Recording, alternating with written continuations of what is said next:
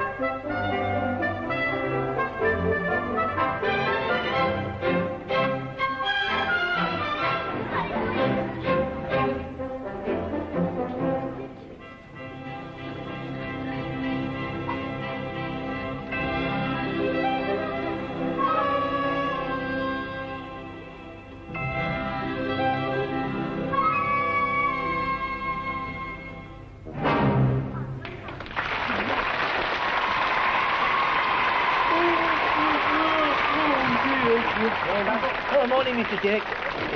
Any mail? Yeah, I'm just reading it. There's a letter here from the landlord. Hey, Basil, listen to this. Huh? Big bank robbery, gang escape with £50,000, police baffled. Huh? I wonder how they start when they have a big robbery with no clues. Well, if I was a policeman, first I'd look for a motive. They already know the motive. They got away with £50,000. Who, the police? No, the robbers. And they haven't got a clue. Who, the robbers? No, the police. They could get 15 years in prison for that. Well, I don't think it's fair. What? Sending a policeman to prison because he hasn't got a clue. I mean, if they jailed everybody who didn't have a clue, our prisons would be packed with politicians, wouldn't they? Wouldn't they, Mr. Derek? Huh? Basil, just read your mail. Right here. There's a letter here from our landlord. Hey, just a minute. What about this? Huh? The National Union Bank have offered £5,000 reward to anyone who finds the stolen money. Well, that's nice of them. There's a letter here from our landlord. Just imagine, Basil, if we can find the stolen money, what we could do with that reward. I could realise my big wish at last. What wish? Want to live in a more expensive house. Mr. Derek, your wish has been granted. You are going to live in a more expensive house. What do you mean? The landlord's doubled our rent. What are you laughing at? I don't know. Hysteria, I suppose. We can't stay here. He's doubled the rent. We'll have to move. Well, I don't want to move. I like living here. I've even made friends with the mice. Now, look, here we are. Huh? Look at this. Houses for sale and rent. Oh. Now, what do you think of that one? Oh, semi-det, elites res. It's written in French. Now, look, that means semi-detached, highly desirable residence. Carry on. Full-till mod lux kit. Fully tiled, modern luxury kitchen. 2 2 recs. reception rooms. 3 brooms. 3 bedrooms. Set bath whack. Separate bath and WC. Minerally stun. That's 1 minute from the railway station. Inkle rats. What's inkle? INCL, that means including. Including rats? Ooh, I don't like rats. They nibble your nosh. That is including rates. Now, what's the rent? £56 a week. £56 a week? What? Mind you. Yes? It's got a chachua. A chachua? Mm. So, look. CHW, that's central heating and constant hot water. Ew. Pardon me for abbreviating. But there's nothing for it. We've got to go and see an estate agent. Huh? And there's a nice guy in the high street. He's got lots of letters after his name, so he must be genuine. Genuine? I know him. He's about as genuine as a 15-shilling note.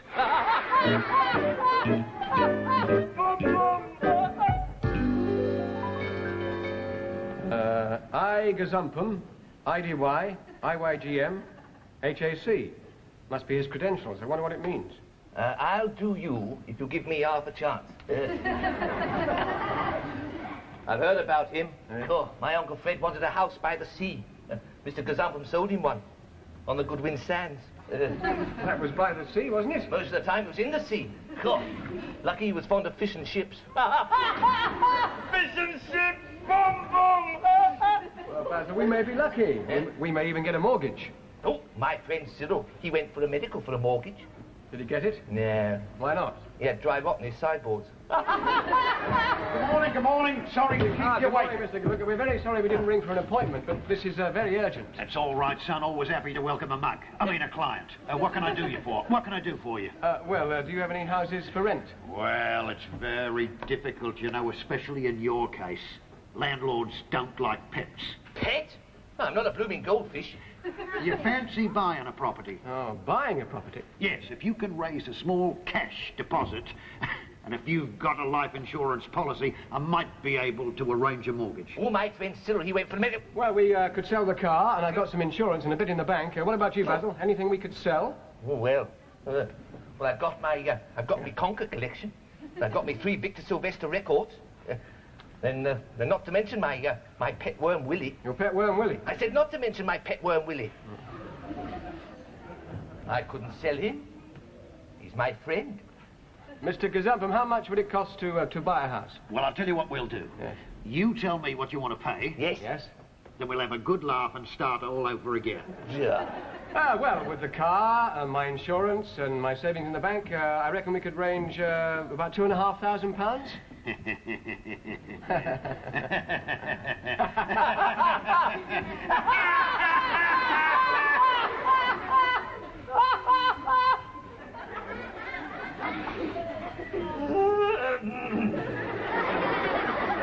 I've got a house on the books we might do a deal on. The landlord might come down on the ceiling price. What's the ceiling price? 11,000 quid. 11,000 quid just for the ceiling? Who paid me, Michelangelo? Basil, be quiet. We might lose this house. What kind of a house is it? Yes, is it a hilly desert with all mud cots, 2 wrecks, 3 brooms, set bath, what, not including rats? Not exactly. It's an older type of property, number 13, Mulday Mansions. Hey, I know that house. It's older than Jimmy Young. He's got a plaque on the wall saying Charles Dickens refused to be born here. If I use my influence, I might get it for £500 deposit and £2,000 on a mortgage. Well, my friend Cyril, he had a... Look, we'll take it.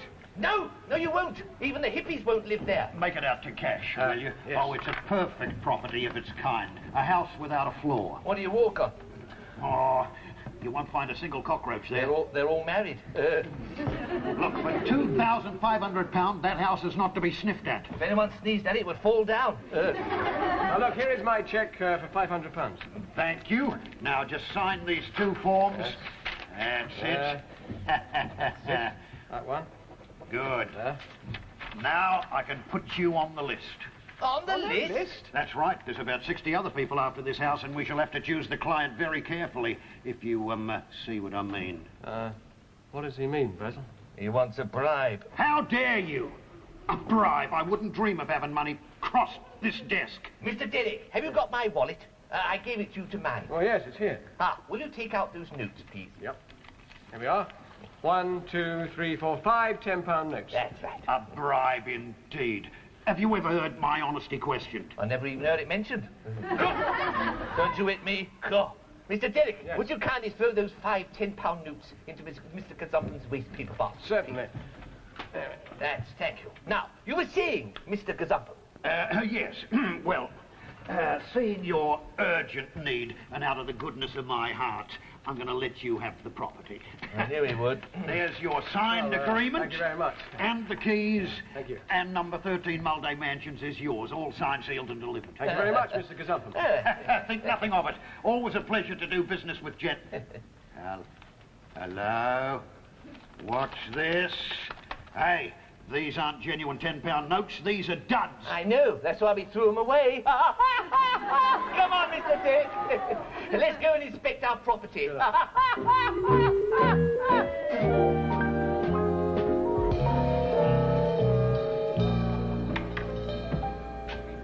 Oh, this is it, Basil.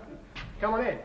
Oh, minor floor, it's a bit mucky. Cool, it is, isn't it? Just think, our own home at last. Look. 13 Mulday Mansions. And a good name for it, too. I've never seen such a mouldy mansion. Poh! Cool, what a dump.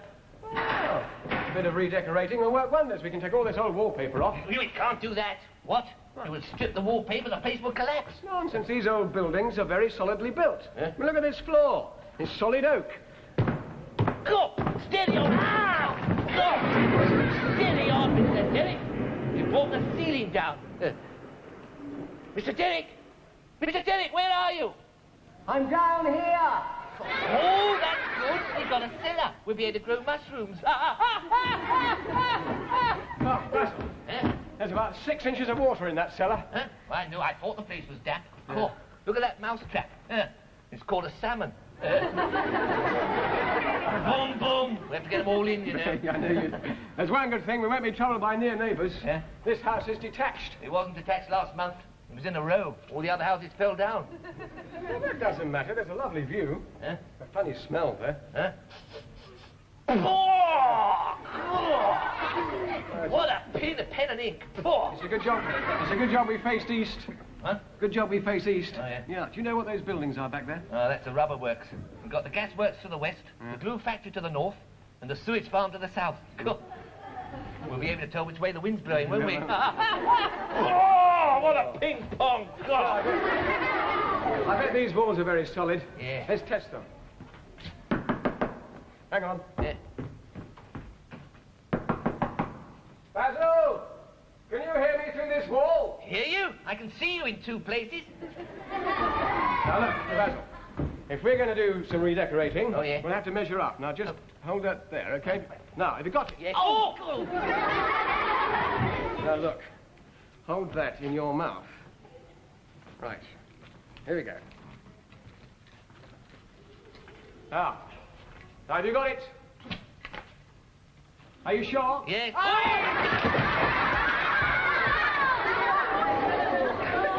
Oh, Mr. Derek! It's a pity you can't do that on the stage. You bring the house down. Boom, boom! Gee whiz. Huh? What? Hey! Mr. Derek! We've got a furry woodworm! Quick, come and catch it! Where is it? Look! Where is it? Where? Where is it?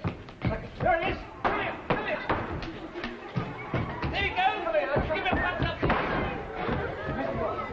Hey, where's it gone? Oh, there. Come here! Come here! He's stuck! Oh. Gee whiz. I missed. Yeah, you've never moved so quickly since you spilt that cup of tea in your lap. Cool. Well, well, well, are you settling in nicely, gents? Settling in nicely? Cool. I wish we hadn't bought the blooming place. What with the woodworm and the dry rot, we made a bloomer buying this house. Not to worry, son. Never let it be said that I, Gazumpan, wants a dissatisfied client. Look, tell you what I'll do. There's your cheque back. Take it. There. Here's the check. There you are. Ha ha. There's my copy of the agreement. You give me your copy. There's ours. Thank you.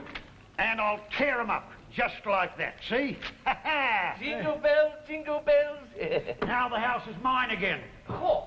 Thank you very much, Mr. Gazumpan. I say that's very decent of you, Mr. Jumpy to Gumpy to Dumpy. Don't mention it. Only too happy to do business. Oh, I forgot to tell you. The council want to buy this property for redevelopment, and they've offered me 4,000 quid to get out. Good morning. What? Cool. We've just given away £4,000. The crafty old so-and-so. Please, gazumped us again. And if it wasn't for the woodworm, I wouldn't have let it go. Hey, What? there he is again, Mr. Derek. Quick, get him. Give him a punch up the Utah. Come here. Come here. Oh, I say, Mr. Derek, you've knocked the stuffing out of the superstructure. Look at this. What's that? It says the National Union Bank. Huh? This is the stolen money. And there's £5,000 reward. Yes. We'll be able to afford the rent on our old home now. Hooray! I don't want to live there anyway. We're going back to our own little home, sweet home, 'cause it's the only place we ever want to stay.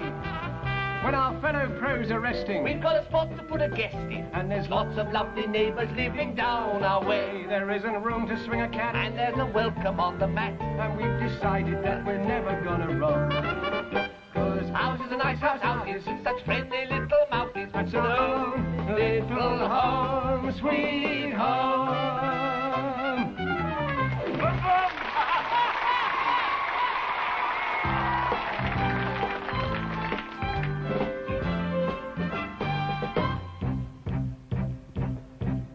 Have you ever taken time to look around you? For there's so much everywhere for you and me. Do you like the way this world of ours is changing? Don't you care, or are you just too blind to see?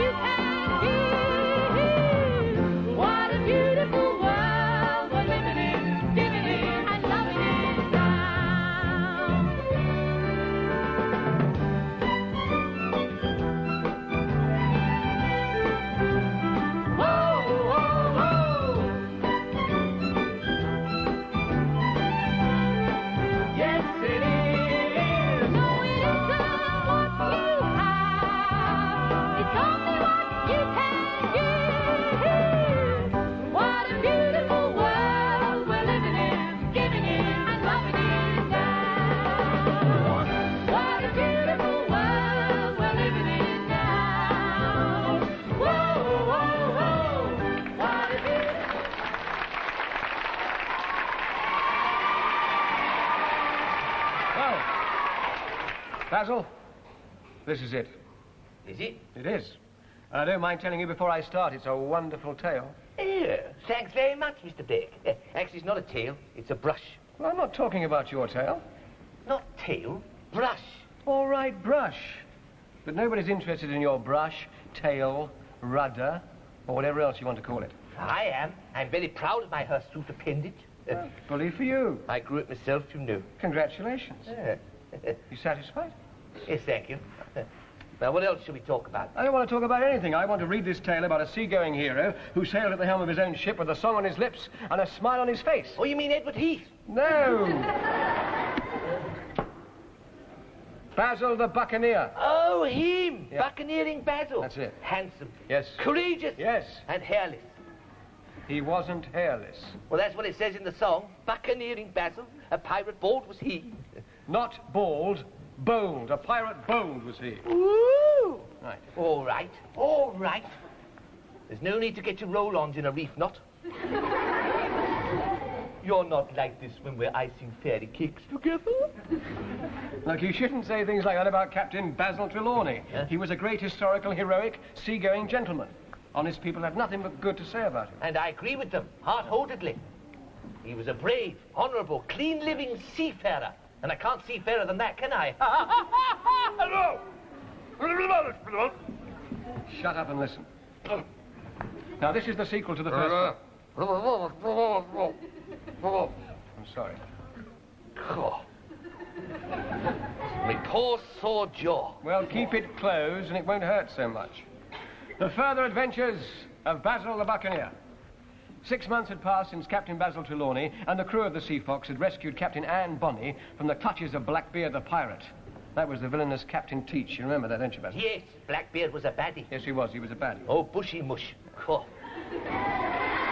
Yeah, I don't like baddies. And Captain Anne Bonny was the lady pirate chief. Oh, I remember. Boney Annie. Anne Bonny. Yes, she was a piratess.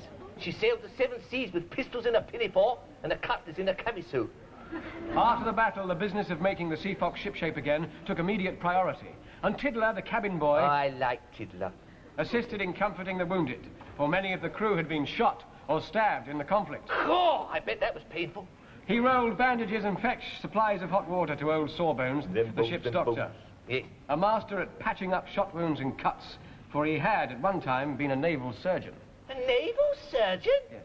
I've heard of specialists, but that's ridiculous. I reckon they ran out of material when they put those pockets on, didn't you? Old Bones. Come on, come on.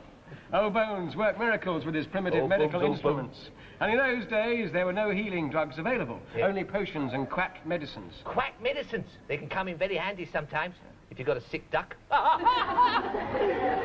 Charlie Drake gave me that one.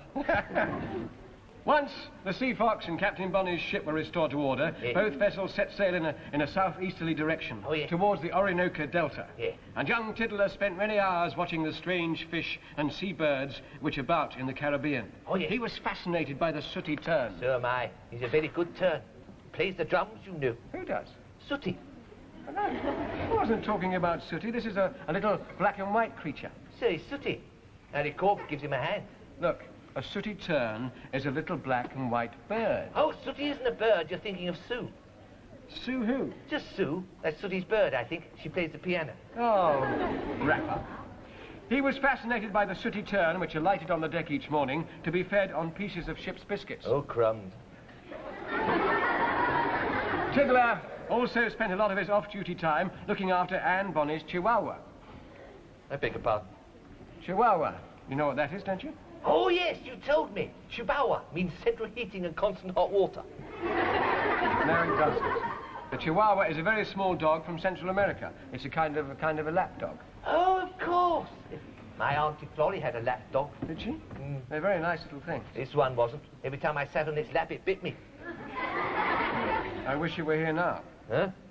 Charming. Come on, come on. After several days at sea, Captain Basil stood on the wheel deck, scanning the distant shoreline. Somewhere on that tropical shore, Captain Flint's treasure was buried, and he had the map. Basil permitted himself a grim chuckle. He knew that many trials and tribulations lay ahead, but he had been lucky so far. He's very lucky, he's lucky. I wish I was. I'm the most unlucky chap there ever was, I think. Last week I bought some artificial flowers and they died. Well, perhaps you didn't change the water. By Jove, I never thought of that. Well, you probably will. Yes, I'm sure I will. I'm very quick on the uptake, you know. I've got more brains in my head than most people have in their little finger. You should try using them. Yeah, I suppose I should, really. It's a waste, isn't it? Aren't you going to read the story? A good chance would be a fine thing. Huh? He had been lucky so far, but he knew that Blackbeard was still alive somewhere, and the villain wouldn't rest until he had wreaked his vengeance on the crew of the Sea Fox. Oh, yeah. Captain Basil steered the ship in towards shore, passing close to the delta of the Orinoco River. Yes. That's on the northeast... I'll get it in a minute. Yeah. Northeast coast of South America. Oh, you don't have to tell me. I know my geography. Come on. And sailed through the bay known as the Serpent's Mouth. Well, if you know your geography, where is the Serpent's Mouth? 4 feet from his tail. 4 feet from his tail! Oh, that's a hot one.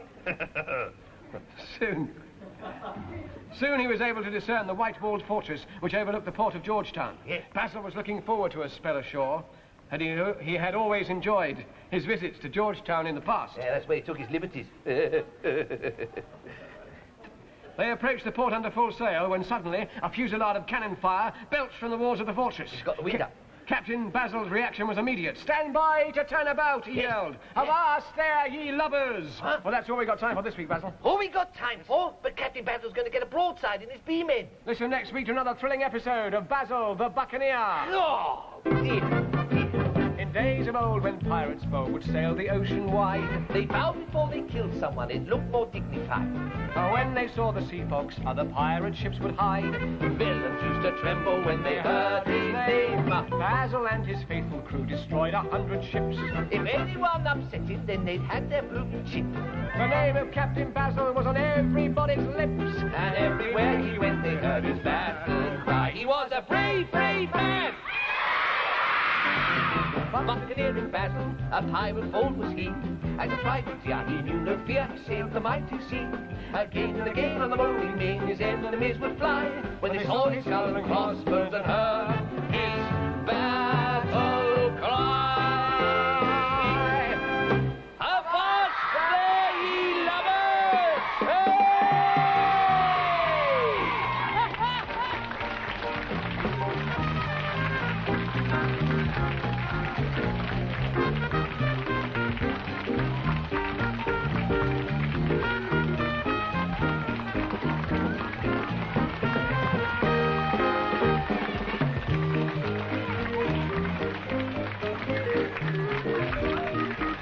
Thank you.